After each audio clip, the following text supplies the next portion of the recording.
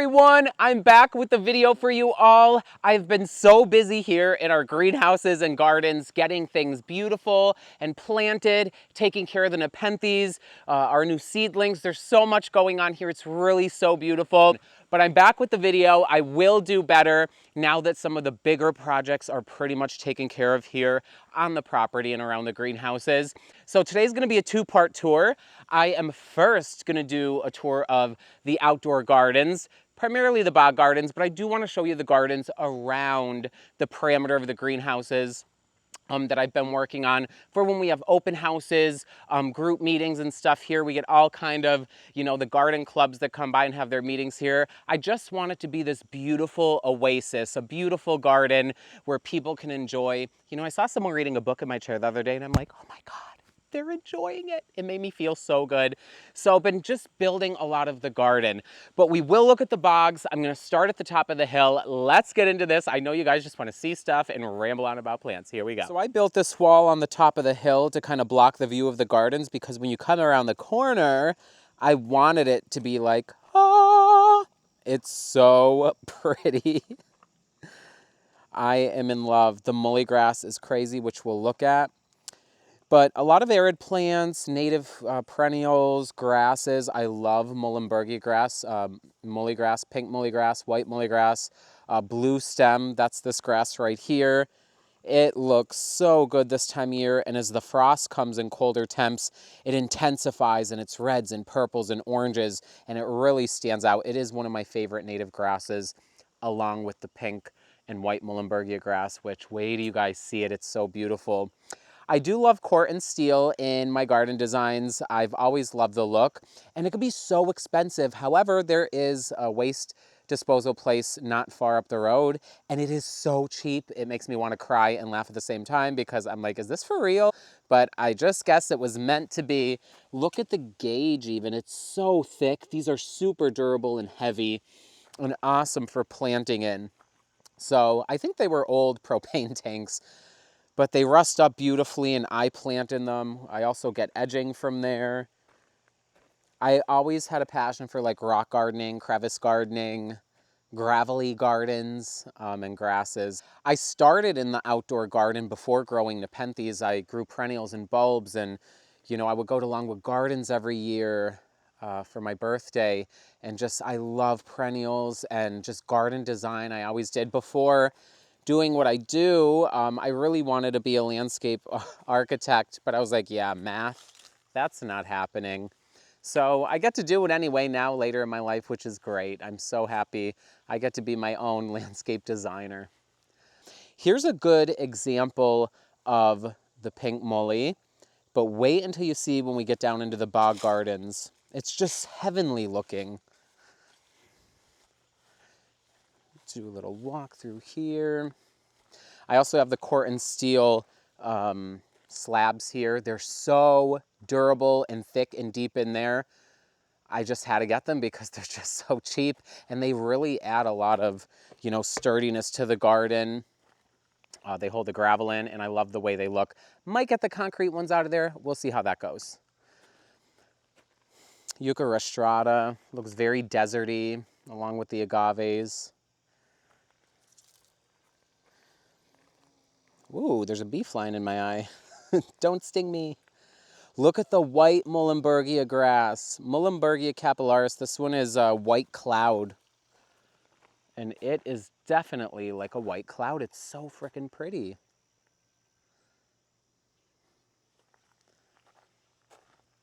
So many butterflies in this garden this year. I love it. I also, as I mentioned earlier, I do really love crevice rock garden type stuff. Oh my God, just went to Denver Botanical Garden. I wanted to jump up into the clouds. I was so excited seeing how beautiful everything looked. It was one of my favorite botanical gardens I've ever been to, specifically because they have that crevice garden, rock garden vibe going on naturally in their area, being by the Rockies and stuff. So this is my little version. I collect a lot of this just way up the woods, and I splice it together and make my little crevices, and then I fill it in with dirt and gravel. First I put the dirt actually, and then I put the rock, and then I do the gravel. But it's a really neat look, and it really, you know, has a nice clean line going from the driveway type gravel to along the beds. But look at that, the mully. Oh my God, look at it, it's giving me life. It just looks like it's on fire, or it's just a mist, or so pretty. Just got this court and seal one.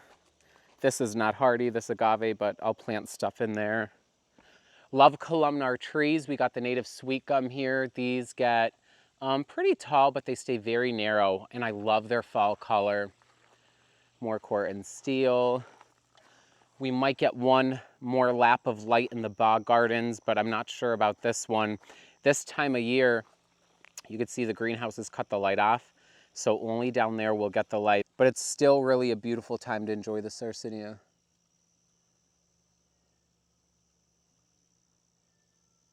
There are all different kind in here. I did collect some of the best ones when I was filling this up, the largest ones, the most colorful, the most impressive type of Leucophila cultivars and clones that there are. I love this anthocyanin-free one. So cool. We have the asters in the background. Asters, mully, and white top pitcher plants is a vibe. Look at that. Even though the sun doesn't touch over here at this time of day, it's still so pretty. Look at the mully here. Oh my God. This one here is Sarracenia lunchbox. Really stout plants. They hold their pitchers pretty much longer than a lot of even the pure Leucophila. So that's why I have that one. It's a proven winner here in the garden. We love it. We have the Michelianas down below. They're all kind of tumbling over. Ellie Wang's going on. It's second flush, that right there. God, everything just seems to be glowing.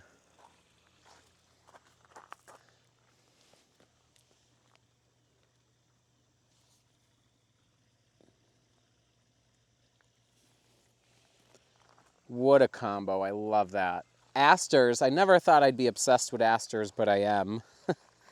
They're beautiful. The water lilies have been awesome this year. If you've been following along on Instagram, you've seen all the weigh-in and just cutting the leaves and everything with them. They've been the highlight of my year. I've really enjoyed the pond. They're a lot smaller than they were, but they are looking good still for this time of year. I'm still enjoying them. They get huge flowers. It's about 9 or 10 inches across, and it smells so good, like pineapple.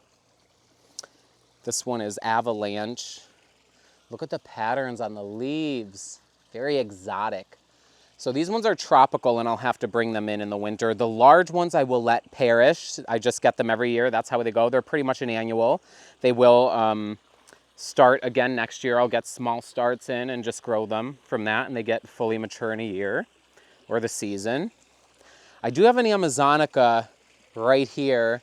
It's starting to say, oh my God, why is the water so cold? So I'm gonna move this one in the greenhouse and try to overwinter it. I don't know how that's gonna go, but I'm gonna try. All I can do. I would love to overwinter that one, and someone gave me instructions on how I can, so I'll try. We have more court and steel edging. It needs to be everywhere. These gardens are fairly new. Again, the rock crevice garden vibe. The fall crocus are coming up. Who would have thought fall crocus? Beautiful. Look at the mully. Oh my God, it's just heaven. Look at that, is heaven. Wow. This is a newer bog that I just completed before our open house. Well, it's not complete, but it's ready to be planted in. Look at the Leucophila in the background. Oh my God, look at that. I love how they capture the light. But this bed is only going to be perps, different cultivars and forms of my favorite ones, and then Leucophila in the backdrop. That is all I want in here. Those are my two favorite. The perps look good all winter long. Most of them, the venosas and stuff, they tend to kind of die back more, but the true northern perps and some of their hybrids with northern and southern type, they tend to keep their pitchers. So we'll always have something nice to look at here in the bog gardens no matter the season, which is really nice. And the grass as well, although in the winter it dies, it keeps its form. It looks pretty much almost just like this, a little more tattered, and it loses its color to a straw color, but it still looks alive. It still blows in the breeze, and that is one of my key things that I have to have in my gardens. They need to look good no matter the season. I want to come out here in winter and still be able to enjoy, you know, evergreen trees or like things that look like they're still alive, and that's what most of this garden will do, especially as it ages. Oh, look at Merlin. Hey.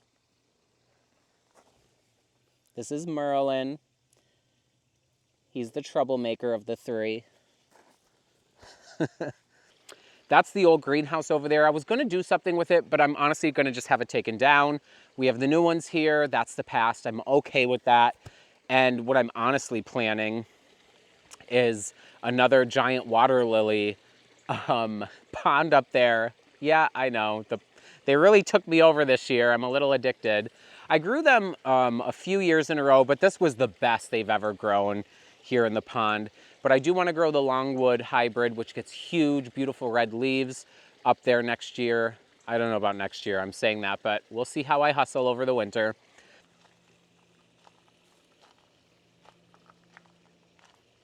That is my log for getting in and out of the pond. That's how I get in and out. And it's been really helpful. Look at the grass. It just lights up. I love seeing that. This is the bog garden right at the entrance of the greenhouse doors. And the Leucophila don't mind this shady evening. They could be getting that extra sun, but they really don't mind. They still look awesome. These are huge.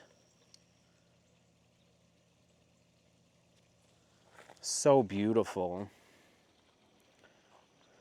Love this one. Wow. I love how this one blushes. I'm not as good with the Leucophilas or the outdoor ones. There's so many I have. But this one is Hurricane Creek White A Cross F Select. It's beautiful. The fluorescent pink one got a little funky. I don't know, but it's coming back. This one is Dark Red Stretch from Mike Wang. Looking really nice. And as the sun sets, even though we're in the shade, see how they pick up the light?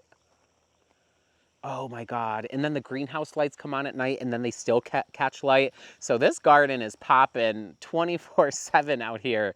It never really has a dull moment. So a lot of people ask me about the bogs and how they're built. This was a mound of dirt when we were down here with construction, and the greenhouses and the hillside was just cut off and there was a mound there.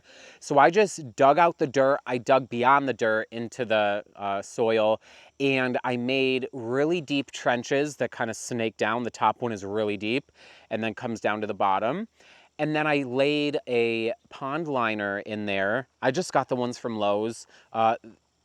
It should be more than fine for a really long time, even with that kind of liner, and they're more affordable. So I just laid that down, filled it in with peat and sand, got it really wet with reverse osmosis water, mushed it up with my feet to like literally mud, and then I planted things in there. I did mulch it originally with pine bark. You could see it here. It does help with some of the weeds. But some people prefer it more open. But if it's open, you will get so many different kind of weeds coming in here. And if you get Rexia, which is this bogweed, it's so pretty because it gets pink flowers, but it takes over. So I'm trying not to get that in the new bog I'm building and see if I like it without it. Hi, Merlin, you're stepping in the plants. I love you. It's okay. You're allowed to.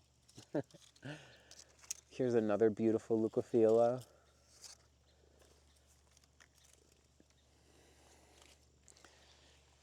These are a bunch of seedlings to Jeremiah cross that are just all packed together, and it's pretty dry up on that end of the bog, and they do really well. The perps can handle dryness pretty good. This one is just taken over. One of my favorites. We have Brunswick Beauty. Hi, Merlin. Oh. It's really dark. Look at all the frills and ripples on the lips.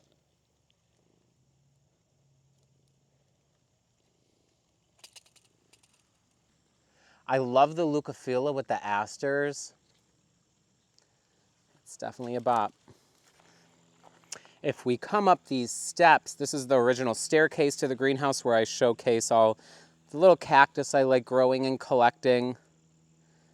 Hopefully nobody gets any in their legs. I try to keep the spikes away from where legs will be, but you know, sometimes it happens.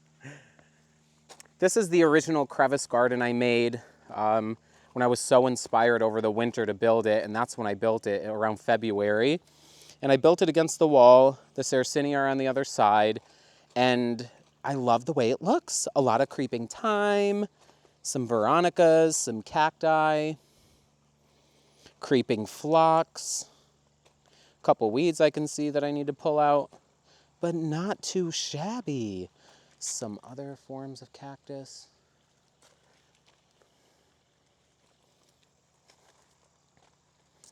But yeah, I gotta unleash my creativity with the plants. Even with the Nepenthes, I really like to mix the colors and have different plants next to each other. To me, it's all an art form of some kind, as well as making sure the plants are really happy. Look at that sumac. Look at this light. We have to savor the moment.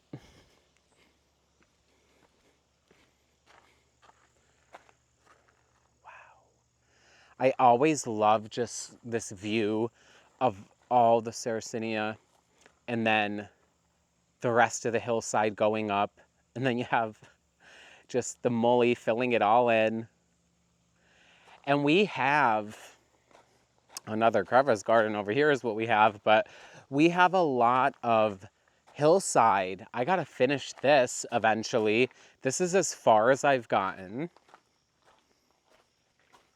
So you could see that strip, and you see the vibe, asters, native stuff, mully grass, some random cactus for texture. But that's the vibe. I want to keep continuing this along the hillside, but you could see how much hillside there is. There's that Corten steel again. This is really tall, but I can't wait to have this filled in and gardened, and this is as far as we are going around the greenhouse. Another bed, uh-oh.